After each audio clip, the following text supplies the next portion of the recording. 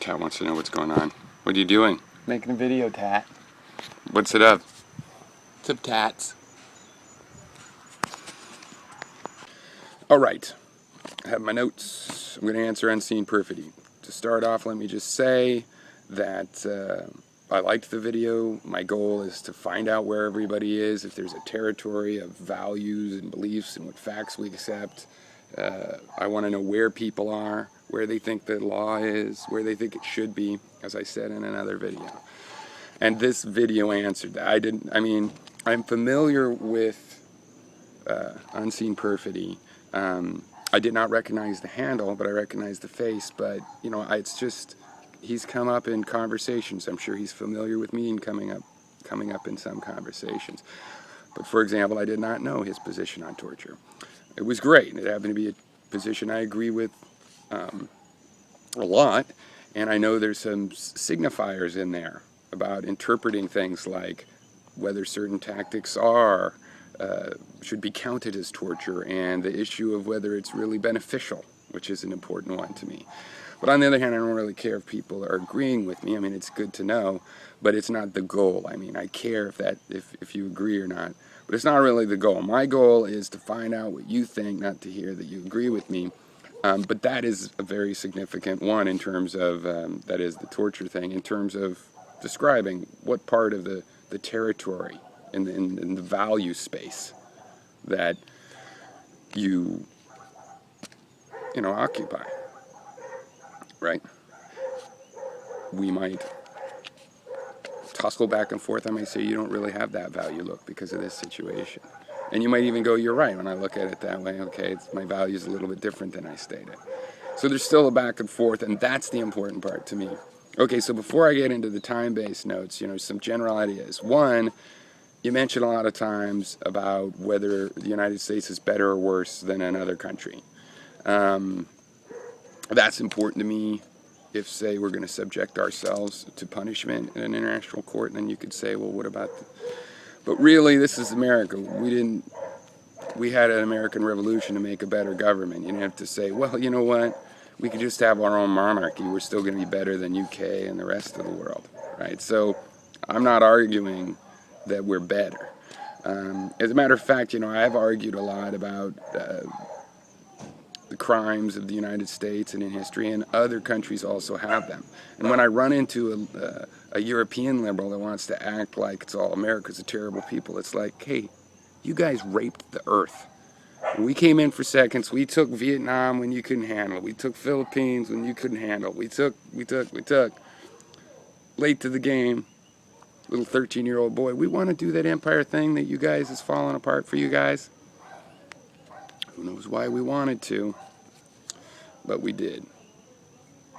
Red Hook. First Red Hook.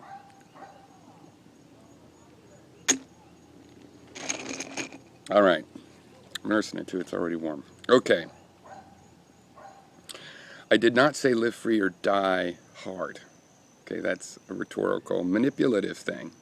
Kind of like what you accuse Skid Row Radio of. I said live free or die. The way you would rather put it implies that I'd rather die, period, because it's die hard, live free. That could mean anything.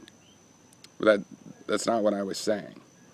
But we'll get into that more about some of the questions you asked. You said watch more C-SPAN. Okay, a couple times about getting more informed. I never mind advice I already follow. It's good advice. Yes, kids, watch C-SPAN. The thing is, well, you know what, I'll save that for a second, because it's like as soon as I get into the time-based notes, okay? A couple times this theme of me saying that the people are at the top of the chain of command. My cats like me, or else they wouldn't, swarm me. I sat down just a second ago, and a different cat came up.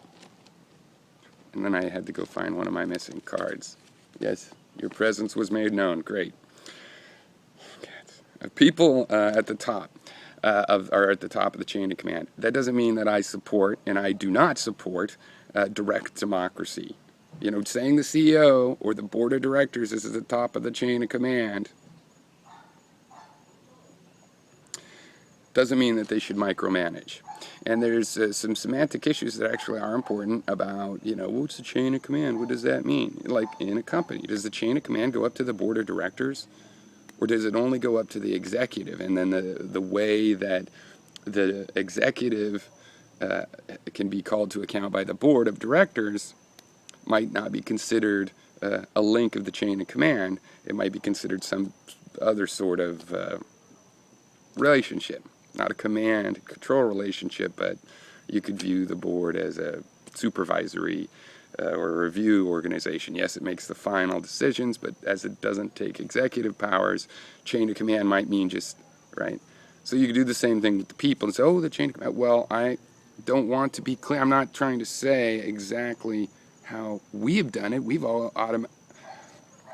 obviously been fine with top secret programs and a lot of executive powers that I don't think were originally intended, and interpretations that are at least a judgment call. Right. So I'm not saying we have this tradition or that we ever will, actually. Maybe I just do not have the American spirit. But I say that we should form our organization as though the people are the top of the chain of command in a democracy. I don't think there's any other way to do it, and I think there will be legal ramifications. It's like when you have a court case, it could be messy. There can be a lot of things in that court case that come out that really I, as a civil libertarian, do not think people should have that kind of information published by the government, which is what is basically happening when the records of the court case are public.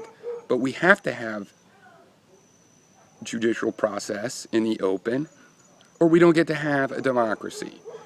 So it can be really painful if you get in a well-covered case, but then again, that's just the way it is, right? Sometimes you do something and you get famous or notorious for it. Just the way it goes. So I believe that applies to our policies of how we conduct, security infrastructure work. And so that brings to the bank metaphor, which is the thing about the bank metaphor. If you really wanted to just Google and start reading about what I'm talking about, because I'm a little bit biased as a software engineer, there's a phrase, security through obscurity, and it's a pejorative term, right? And what it is where my system's safe because I don't tell people my algorithms. And that's known to not really be safe. And that's the part that's like the bank. Like, which bank do you feel safer with? A guy that takes your money, puts it in cardboard boxes, and hides it in town somewhere where you and supposedly nobody else knows? Or do you prefer banks as we understand them? Probably banks as we understand them. The metaphors, like all metaphor, only goes so far. What is the money in this? And for that matter, I like to fuck with metaphors. If somebody else was giving me this one, it's like, well, what about the safety deposit box? What are those? Well, maybe they won't link to one thing, or maybe they do. But I think that I think we should ignore the safety deposit boxes, though it brings this issue of you can really want to hide anything, and there's kind of a right to hide anything. For people, not the government. We pay for them. They have to answer to us. I can hide things from strangers that I can't hide from my boss, or else I won't have a job. All right? And my boss is not going to approve me hiding that from them. Work-related things. Okay, in the case of the government, similar sort of issue.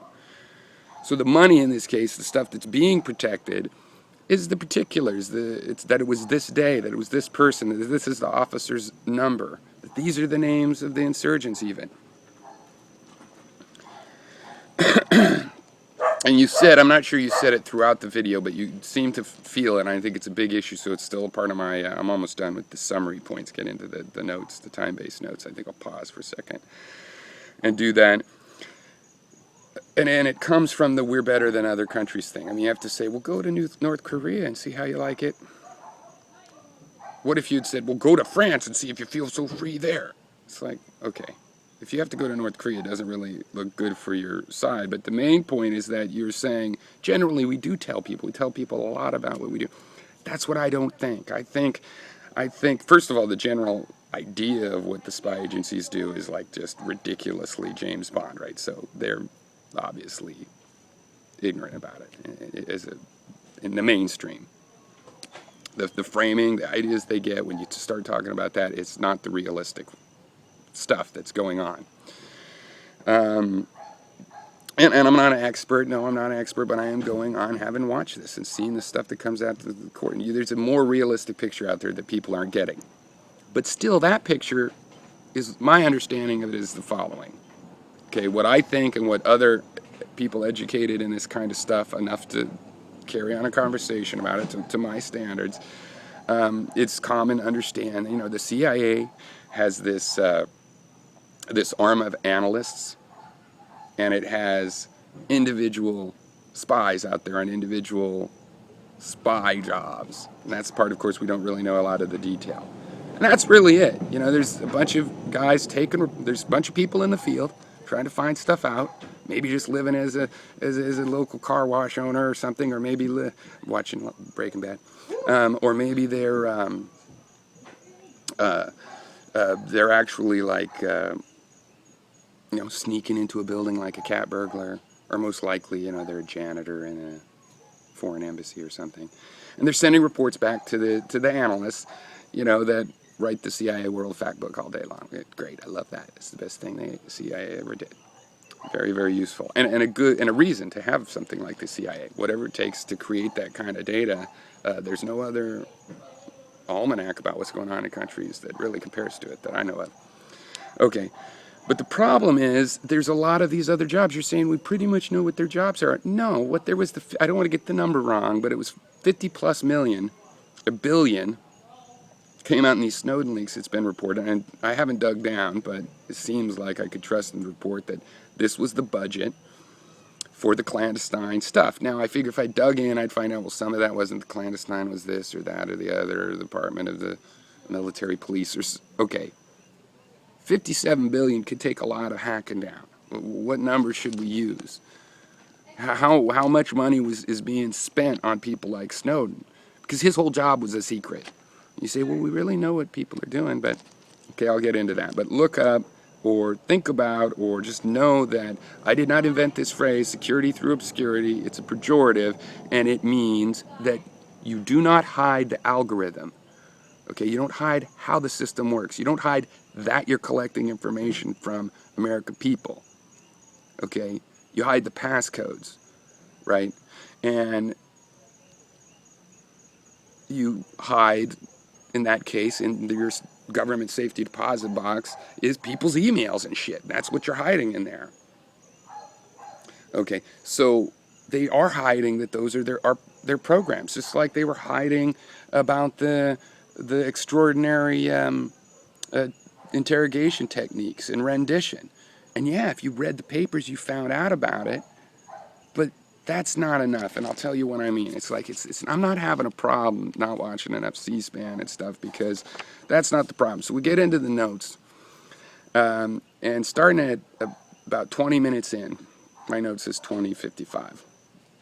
The spying, the well-knownedness of the spying, the NSA program. Okay, we didn't know exactly what people were doing, but I also knew about Echelon, and in the computer. I was going to pause here, huh? I haven't decided how I'll break this up or whatnot. One hour long video. Probably not. I'll probably break it up. So anyway, 20 minutes in, it's like the spying, the NSA thing. Let's call that well known. We've had Echelon. I often call it Echeton. I think it's Echelon. But whatever. There's been many projects like that before the Patriot Act. My view is the Patriot Act just made it easier. The companies had to cooperate, but it was pretty easy before when the FBI gets people hired into Cisco and they go into the phone company and put stuff so that they can tap things. Or even there's a legal warrant and it puts code so that they could do that. And I know that's true from news reports and even from just being a software engineer. You run into people that do that kind of stuff. Not the sneaking in, but make the kind of software that has to be snuck in that way. And this is my point. You knew it, I knew it, but 2 years ago, if I tried to go to a conservative blog and say about them collecting your information, Or better yet, back in the Bush years when it wasn't a black man in my office, you're treated like a conspiracy theorist, like you just were proposing chemtrails are the nation's major problem. I like it when it's thrown in the face of the public and they have to admit the fact, because they have a tremendous resilience of ignoring things like what happened to Thomas Drake, basically this NSA stuff and a big clusterfuck of a project, right? And the information is being leaked partly just because it was such a clusterfuck, not necessarily, as far as I could see, because of the whole point, the point that Snowden, that they're doing it, but just that they are wasting money and not doing it efficiently. And to some degree, because it's wrong or people should know. Well, they went through the proper channels, and did it have as big effect as the way Snowden did it? No. People are still in denial about it. Not you, not Skeptical Heretic, but it's not like you bring it up. Well, I'm sorry. I don't watch you enough. I watch Skeptical, though, and I've seen him arguing with Skid Row, and I don't see a ton of this issue about, well, what about the fact that you knew it, but other people didn't know it? Maybe that's the knowledge that should be spread around there.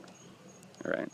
And it's someone like Skid Row Radio. I'm not going to defend him, but I thought I should say some of the positive things, because I've also said, maybe I've put out there. I'm less sure now than I was before you guys made your response videos, but that what you're doing is purely choosing an idiot to pick on, you, a useful idiot, a human straw man. And that's not particularly complimentary to Skid Row Radio, okay?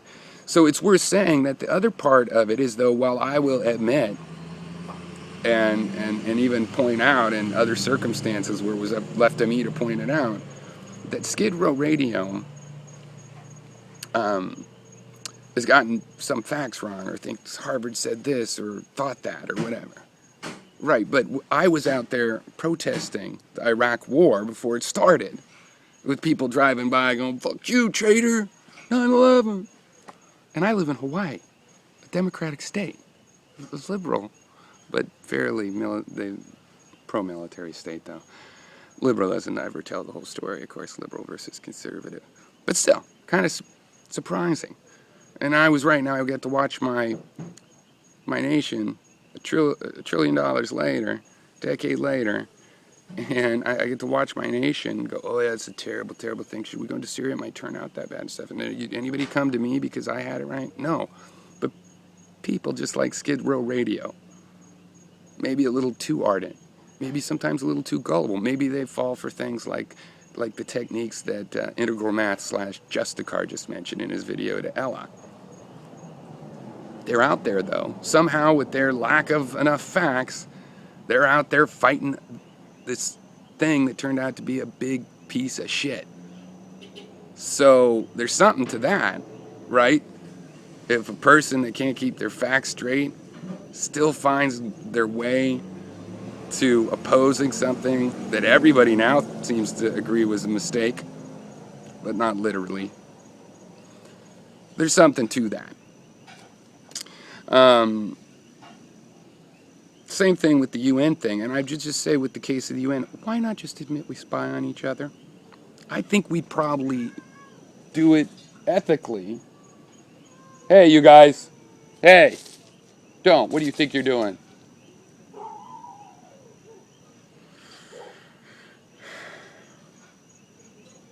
Why not just make it legal to do that? Well, that's what I think is a psychotic personality disorder level of weirdness in our times and past times, but why not make it legal? You have to happen into someone with, and yet that was true when they all signed the stuff. It's like, well, they think it makes it legal. Spying has to be illegal, because if that's true, then I guess it's okay to illegally release information, because it's just the way that it works. If you want to spy, there is no legal way. If you want to find the information out that they don't want to tell you. So leaks are about the public finally having to face facts. Excuse me, that's not true. The public ignores a lot of leaks as well. These massive leaks have had that effect, right? It's too big a storm to come up with lies for all of them and keep track of all of them. And mistakes will be made, right? Mistakes will be made, but the press is the one that has to spy on the government. So this is part of the same system. Mistakes might be made. Maybe some stuff wasn't redacted. The government could do that as well. Maybe, mistakes will be made. But somehow that information has to get out to the public, because that's the only time it can actually be used in the public dialogue. Or people are just going to say, oh, you're talking about chemtrails.